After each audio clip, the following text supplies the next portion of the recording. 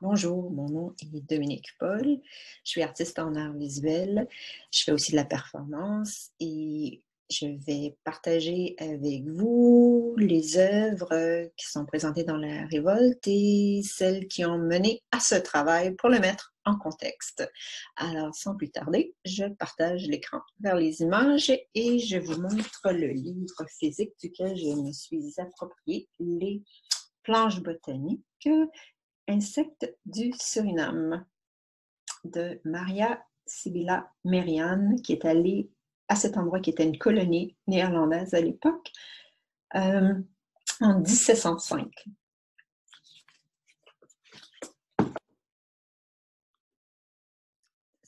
Inutile de mentionner que c'était une pionnière. Ça a pris 200 ans avant que son travail soit reconnu. Alors, en 2012, une de mes grandes révoltes est l'inaction face à la situation environnementale. Alors, j'ai décidé de me transformer en insecte pour mieux me préparer, étant donné qu'on ne fait rien, à être prête pour les changements climatiques, à être plus résistante. Parce que les insectes ont une coquille et ils déshydratent moins. Et aussi, ils peuvent flotter. Évidemment, c'est des matériaux recyclés que j'ai utilisés. Et j'ai eu un traitement du corps qui est assez androgyne. Alors, le corps est au centre de mon travail. J'utilise mon corps dans ce cas spécifique lors de performances, évidemment. Ici, j'ai terminé dans l'eau, j'ai flotté, un peu comme ces araignées d'eau. Alors, on est en 2012. Parallèlement à ce travail, je commence une série en studio qui a un rythme différent de travail. Et c'est une de ces illustrations botaniques et je traite de la transformation du corps masculin. On sait que le corps féminin a toujours été un objet. C'est rien de nouveau, mais le corps masculin, c'est assez récent. Je dirais à peu près depuis une trentaine d'années. Alors, j'ai pris des images dans les magazines, entre autres des magazines de culturisme de toutes sortes, et j'ai été traiter la chair comme si c'était une matière première en l'associant aux insectes, pour faire des espèces d'êtres hybrides. Alors, ce travail a évolué vers une conscience environnementale par la surcharge et aussi, en 2017, pour tenter d'augmenter les femmes représentées pour qu'elles soient plus en mesure de faire face au plafond de verre qui est toujours là. Voilà. Alors ça, c'est le travail de 2017. J'ai des espèces de sirènes cyborg ici. Et la montre est utilisée comme un élément technologique, elle sort de scaphandre. Et en même temps, elle indique qu'il n'y a plus de temps à perdre. Voilà.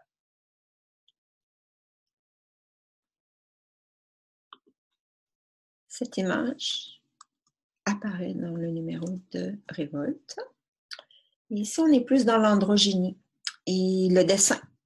Le dessin commence à prendre une place importante et elle ne va que progresser dans mon travail. Le dessin me permet de faire des liens, de lier les éléments collés et de faire des liens entre l'animal, le végétal et l'humain pour tenter de présenter une nouvelle relation. Nous avons besoin d'être en symbiose, nous sommes déconnectés. Alors, je tente de nous reconnecter. En même temps, il y a des termes contemporains à aborder comme j'ai des couples ici, toutes sortes de couples, et il y a une gestation. Ils sont tous enceintes. Alors, c'est à vous de décider, ils sont enceintes de quoi?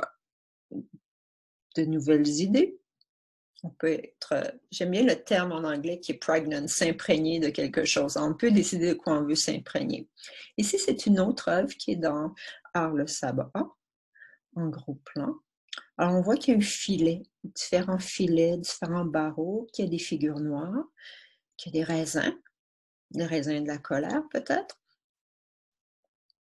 Et il y a une figure ici qui est un peu camouflée, qui est un homme blanc avec un énorme fusil rose.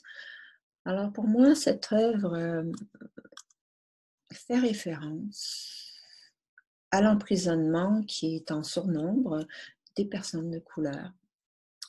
Au Canada aussi des Autochtones.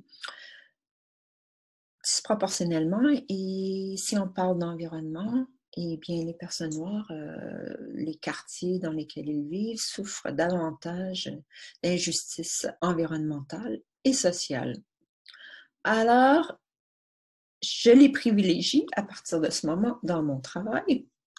Ici, on a un gros plan, une autre image qui est dans le numéro de la révolte. Et il s'agit d'un arbre.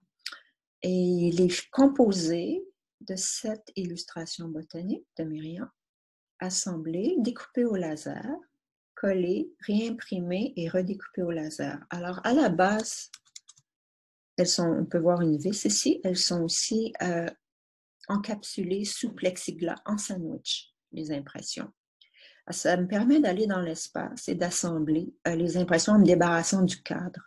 Alors ici, les piliers, le tronc de mon arbre, c'est une personne noire, de dos, un atlas, si vous voulez, et il soutient le monde comme l'Afrique a été à la source de la richesse de l'Occident. Ça résume un peu en quelques mots. Alors ensuite, j'ai fait d'autres arbres. Là, on est en 2019. Et cet arbre rejette les produits de luxe. En résumé, c'est un peu le fantasme que j'ai. Il les s'envoie se promener. Alors, celui-là n'est pas dans le numéro de la révolte. Il a été exposé, il a été fait après, il a été exposé. J'ai eu le plaisir d'exposer cet automne, de septembre à novembre, à New York. C'est une expo qui s'appelle Silent Spring, le printemps silencieux, d'après un essai, la première écologiste, si vous voulez, américaine, Rachel Carson, publié en 1962, en 1963 en français.